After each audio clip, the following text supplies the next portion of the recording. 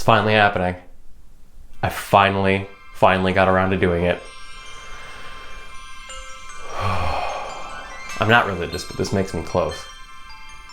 Jet Force Gemini for the Nintendo 64. It's my favorite game of all time.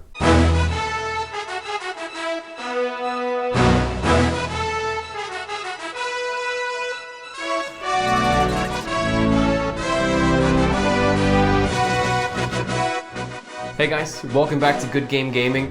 Today we are going to do my favorite game in the world, Jet Force Gemini.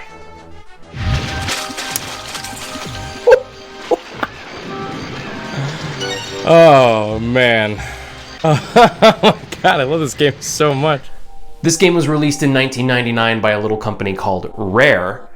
Back then it was Rareware, and they were just churning out amazing game after amazing game after amazing game all through the 90s. Jet Force Gemini was honestly a wonderful game. It didn't quite get the recognition at the time, which I was disappointed by, but I was 9, so I couldn't really I couldn't go to a board meeting or anything. See this pie chart? Wow, it looks like a giant pie. It represents all the love there is in the world. I love pie. Who doesn't? Apple. Fine. No cherry. Perfect. Not pumpkin. Okay. Back then, Rare wasn't one of those companies that said, we can make this game look better than anything else. They didn't care about that. They wanted to make games that had good stories, good gameplay, good platforming, collectathons. They wanted to have, they wanted a good game first, not something good looking that they turned into a game, which a couple studios did back then. Fine, like you want to push the graphical capabilities of the systems, but you have to have a good game. All right, almost dead. No ammo. Ugh.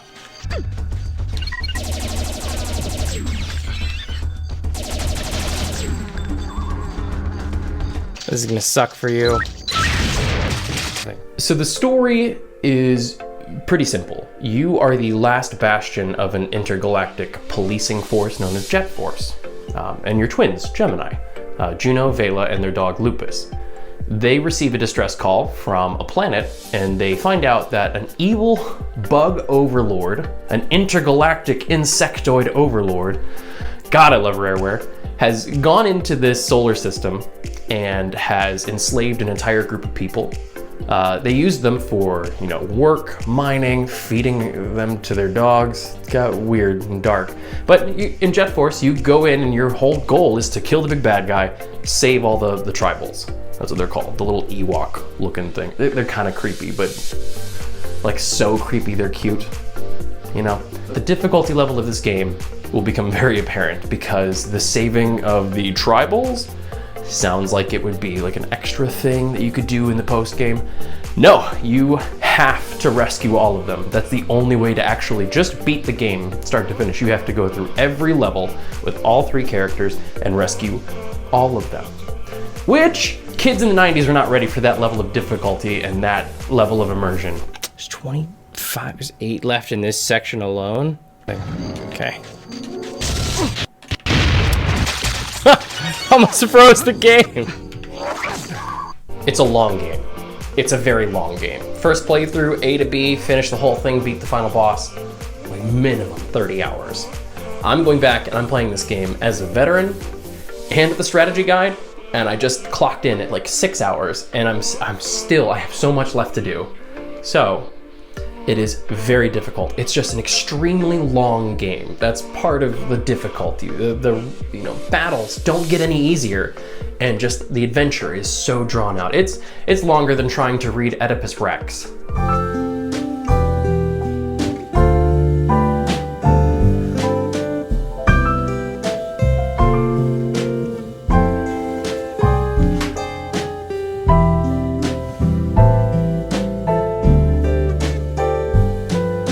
Bangs his mom? You'd be 9 years old. You'd wake up, butt crack of dawn, try to turn on the computer in the living room without your parents hearing you because no one's gonna call the house at 4 in the morning. And then you have to try and pretend like, oh, I'm just getting water if you get caught. It was a rough time to be alive. First world problems. So crunch it down, whole story is, big bad guy, enslaved a bunch of people. You're gonna go kill the big bad guy and free all the people. Sounds easy. It's not at all. Next up is the gameplay. The gameplay in Jet Force Gemini is nothing short of a phenomenal experience. The only critique that most people seem to have is the control system. Think back to what the controller looked like for the Nintendo 64. They didn't have 2 joysticks. That was a problem. Like, you don't think about it that way, but the PlayStation at the time just got the dual analog sticks so they could start to do first-person shooters correctly. First-person shooters didn't really, fit the controller mold that we have today until like the mid-2000s when everyone got on board and they went, okay, right stick is to aim, left stick is to move, go. Rare didn't have that. Rare had a weird gray 3-pronged boomerang-shaped looking thing, which I loved the Nintendo 64 controller, but aesthetically it looks like a nightmare. So to solve this problem, they had 2 modes of controlling and aiming. The control stick would either move your character around when you were in third person, or it would aim your reticle if you were in first person. Oh, but you're in third and first person? Yes, you are. So when you would actually aim down your sights, the camera would rush up behind the character would turn mildly transparent, and there would be a very bright green, almost 8-bit reticle that would pop up. That was super new. No one had seen anything like that. And it worked so well because you could have platforming sections where in third person you could jump and be wild and do whatever, and the camera was actually pretty responsive. But then when you got into these firefights where you actually had to aim down the reticle, it worked great too. Go into first person mode, just start blasting people, and then when you want to jump around or hide or move or get going quick, jump out of first person mode, start hopping around.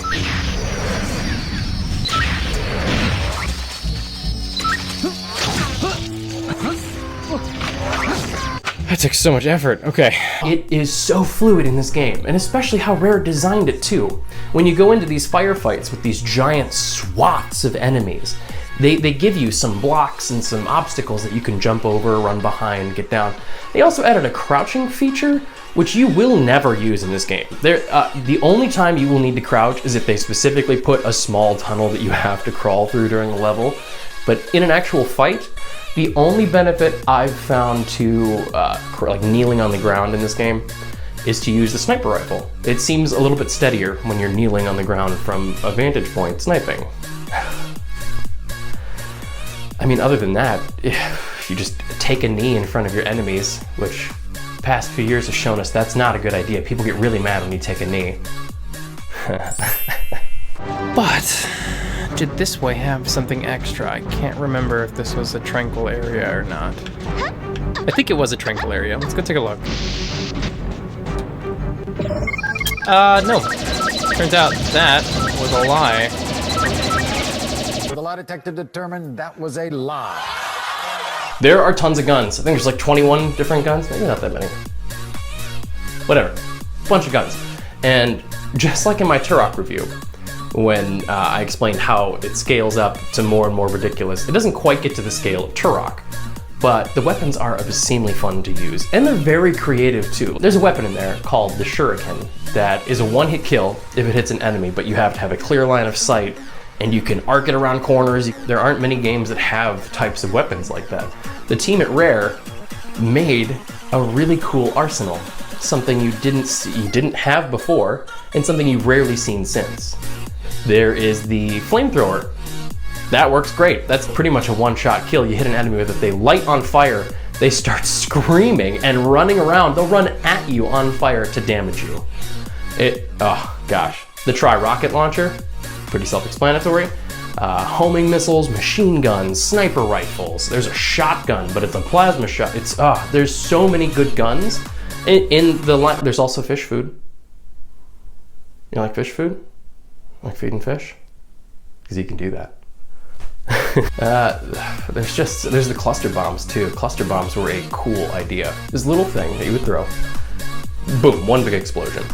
But then 3 other little bombs would pop out with little umbrellas and they would each explode. And awesome. Like just the carnage you can create, especially with exploding barrels all over the place. It's so delicious. Whew, I'm like running out of breath because I'm getting so excited talking about this game. This is bad.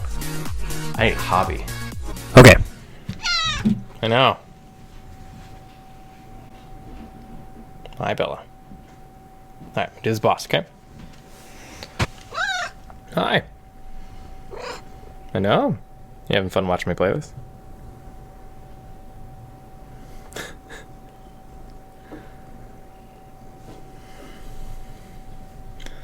So this is my cat, Bella. She loves watching me play games sometimes. Sometimes she wants me to pay attention to her. Where's your sister? Is she floating around here somewhere? Alright. Alright, cat. I'm gonna play this game, okay?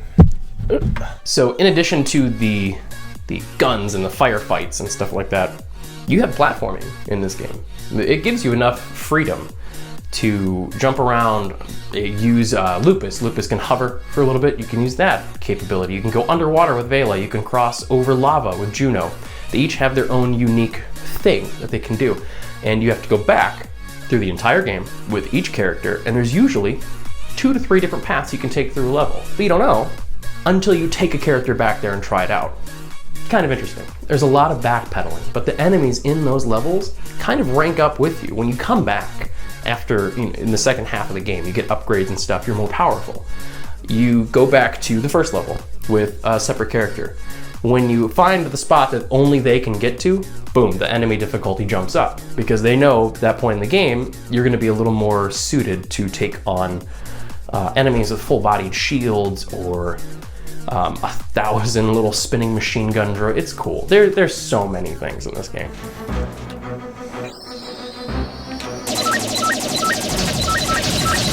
Oh, jeez. And it's so hectic too. There are times where you'll have to fight 100 flying enemies and they sprinkle invincibility packs and ammo packs just around a small area. And then you just obliterate an entire army of enemies. There is almost nothing in video game history I've found that gives me the satisfaction that that does. Imagination is king in this colorful world. I give my life to you, Minecraft. I give my life to you. No. Yes, but no. Take me! Take me, oh Father! Oh Lord! Oh Minecraft! These enemies get so overwhelming sometimes. We're talking 30 plus at a time just rushing up on you. It is super chaotic. It's more of a mess than when Bernie Sanders directs traffic. Here's the deal. There are plenty of spots on the road for working class people. You're gonna go over here. You're gonna go over there. There's plenty of room to go around for all the working class drivers. Unless the billionaires and the millionaires come in and take up all the spots. All the spots. The 1/10 of 1/100 of 1,000 100% are gonna ruin it for the rest of us. So they do, integrate platforming into the base game structure, but it's not the focus. The focus is very clearly just the tons of enemies, the blood and guts, the explosions, the decapitations, the machine guns, the rockets, the bombs, the mines. Oh yeah, P.S. They can jump.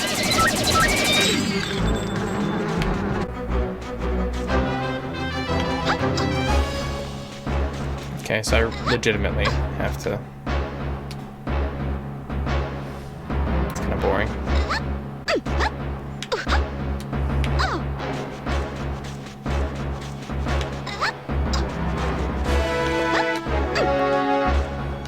And now we have to talk about the game's weakest link, the graphics. The graphics for this game during 1999 wasn't bad. Wasn't bad at all. When you compare it to things like Turok 2 that were out around now, great. Like, the character designs and the enemy designs were very unique and very flavorful. Like, for the time, pretty good aesthetic. Like, the developers are like, yeah, we can't do infinite with this, so just take this level what it is. Like this border back here. Oh, man. These are like the first cutscenes.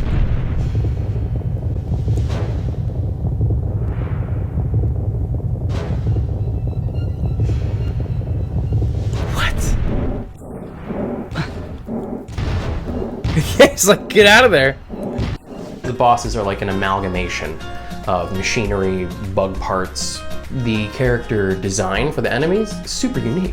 It's crazy fun, and not only are the characters themselves unique, the actions they can take are pretty uniquely mapped out onto those characters. There's one boss that slams it's got horns, slams its horns down on the ground and causes an earthquake, and you have to jump over the seismic ripple, launch like giant bat things at you, and you have to either like strafe out of the way, and it's got like a Venus flytrap looking arm thing. It's cool. It's very cool. The graphics aren't mind-blowing by any means, which played into what I said before. Rare made a good game, and then they tried to make it look better. But they focused, as they always did in the 90s, on making a good game first. Yeah.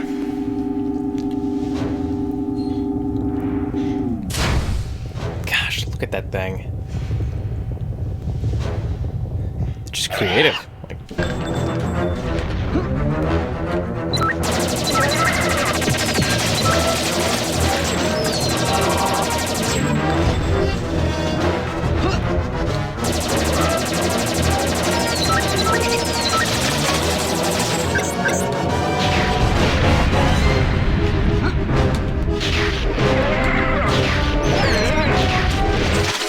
Beating this game from start to finish, one time, will genuinely test your mettle as a video game player.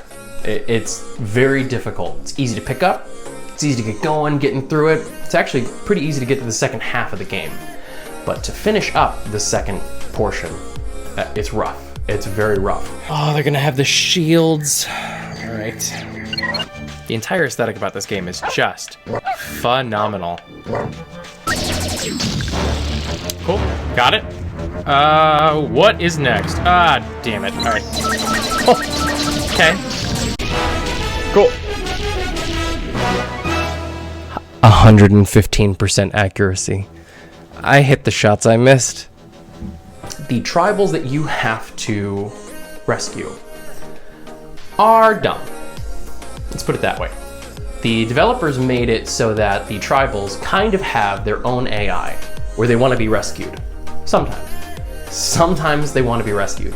And you'll be in the middle of a firefight with tons of enemies, tons of bullets and bombs whizzing around, and the AI of the tribal goes, you know what?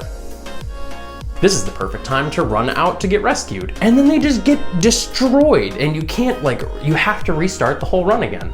So if you're doing a section of a level, usually, I don't know, like 10 minutes at a time, and you come up to a part where there's a lot of tribals, usually the strategy is run in, rescue all of them, run out, kind of like smack yourself on the face and go, how am I gonna beat the rest of these enemies with like half my health gone?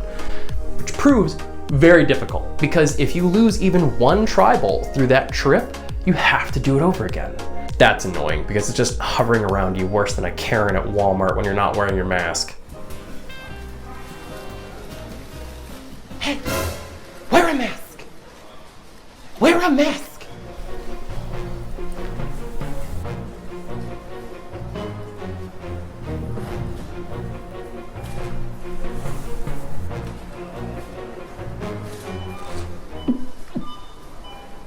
And last but not least, we have the sound department of this game, and it is without a doubt the best part of the entire game. I think there were a couple composers in the soundtrack, but the one that gained notoriety was Robin Beanland. Pretty cool guy. Seems awesome. Like, there was some interview I watched with him with like a flugelhorn, and he was like, oh, I love it. They're British, by the way. Oh, I love the flugel. It was great. The soundtrack is so amazing. It will engross you in this game completely. The sounds from the weapons and footsteps and water walking and hovering, all of them play together so well. The sound design team on Jet Force Gemini, you know, that blast core group of people in Rareware that went over to work on this, they nailed it. I can't think of a single game on the Nintendo 64 that sounds better than this game. Even that end screen theme is just, it's awesome. The music is great, the sound effects are great. The soundtrack alone, it still pops off. Like, it's sincerely one of the best game soundtracks I've ever listened to in my entire life. All of them are great. The boss theme, holy cow. It's unique, it's fresh, it's high powered, when you're running through these giant crowds of enemies shootings and you hear this banging, just awesome orchestra music blasting behind you, it puts you in the game.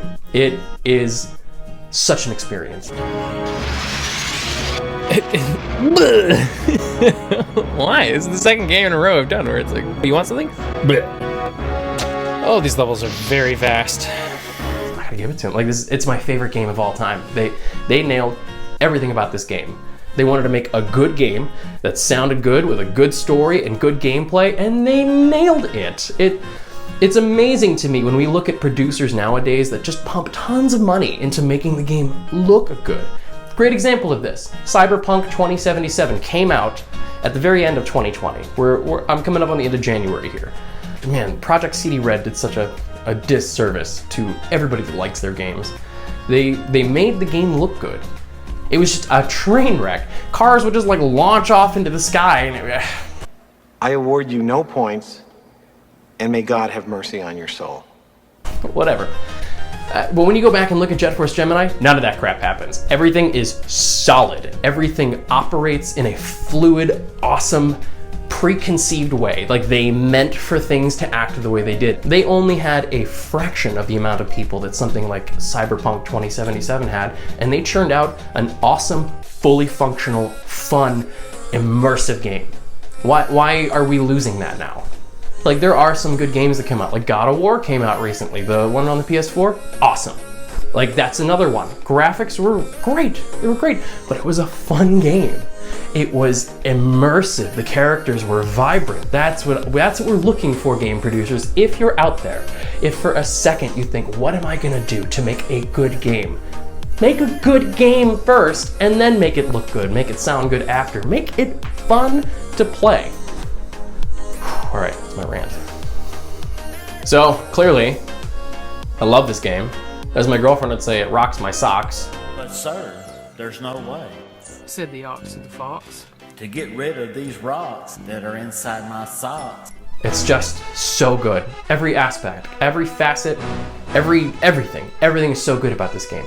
You need to go try it. And as always, thank you for coming to watch Good Game Gaming. I'm Jake. I'll be here next time. I've got some other things I'm doing. I'm working on a video for Five Below. They have gaming sections, so doing that too. I hope everybody has a good day. Come on back next time. See ya.